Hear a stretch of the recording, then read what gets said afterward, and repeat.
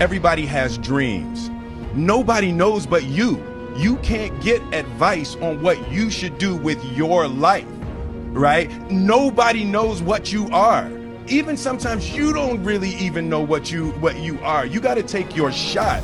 And as much as you want people to agree and you want the people around you to be supporting your dream, it's not going to be like that all the time. You got to do it alone.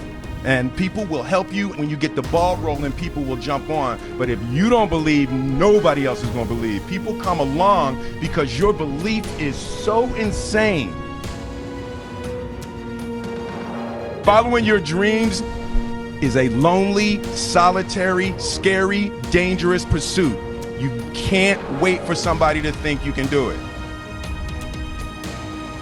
Many of you, as I have been, as I am, are where you are in your life based upon what you believe. And it's not just what you think you believe on the surface, it's also your shadow beliefs that are holding you back from moving into the life that you believe you deserve. What I know is if you're not looking at the shadows, if you're not looking at what is subconsciously running through the tape in your mind, telling yourself you're not good enough, you're not worthy enough, you're not smart enough, you're not enough, which is a tape that's playing for a lot of people.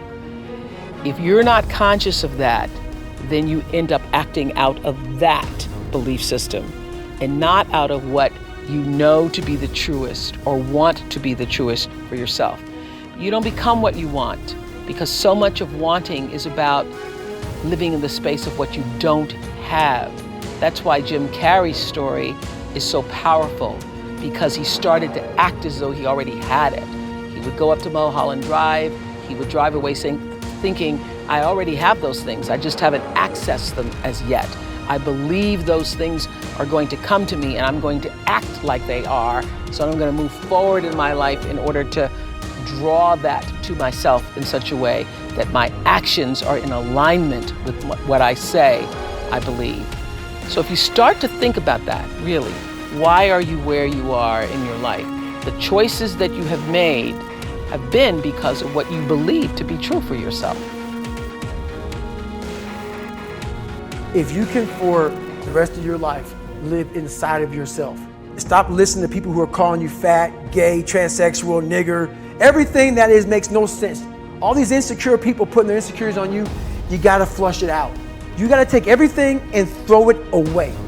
You have to believe in one thing, and that is yourself. Right now, for you to find greatness in yourself, you're not gonna find it by looking in a book or by even hearing me. I may give you the spark, but you've got to go inside yourself to find it. And that means you gotta be quiet. Go in a room, stop talking, search your soul, search your mind, search your abilities, and you'll find it. But if you're not looking for it, you won't find it. So you gotta go start your journey. And the journey starts with you finding, why the hell am I here on this planet Earth? Why am I here? And if you don't know that, you will live the rest of your life searching, always asking the question. You have to believe you deserve to win. And sometimes it's not just that we think we're good, but that we've done so much, we must be worthy of winning. See, there's this adage in life, good people in life won't take more from the table of life than they think they're worthy of and they deserve.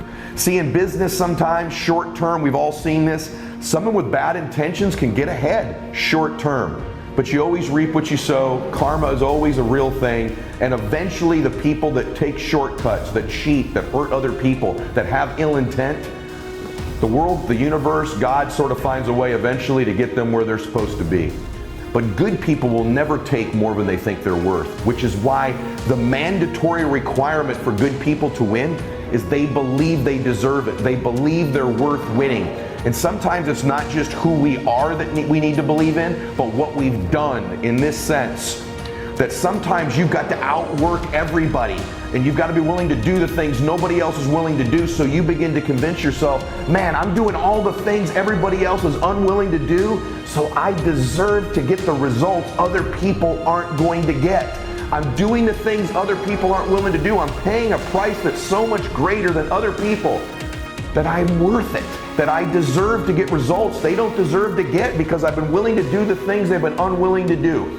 So the last piece is often self-confidence can just frankly come from outworking everybody and convincing ourselves, man, I've been doing the things nobody else is willing to do. I deserve to get the results nobody else deserves to get.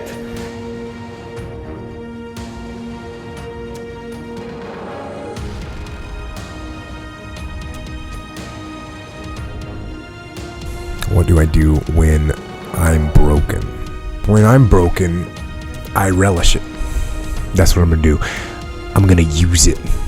Because if I'm broken, then I just found my limitations. And until I know what my limitations are, how can I push them? How can I get better? But once I see it, once I feel it, once I see where I was broken, then I can attack that weakness. I can fill in that gap. I can reinforce that breach.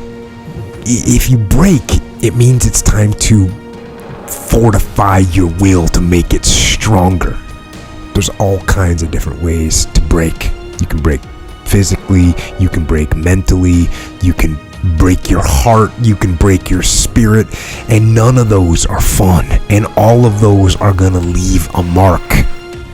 But the mark that they leave can be the mark of victory or it can be the mark of defeat.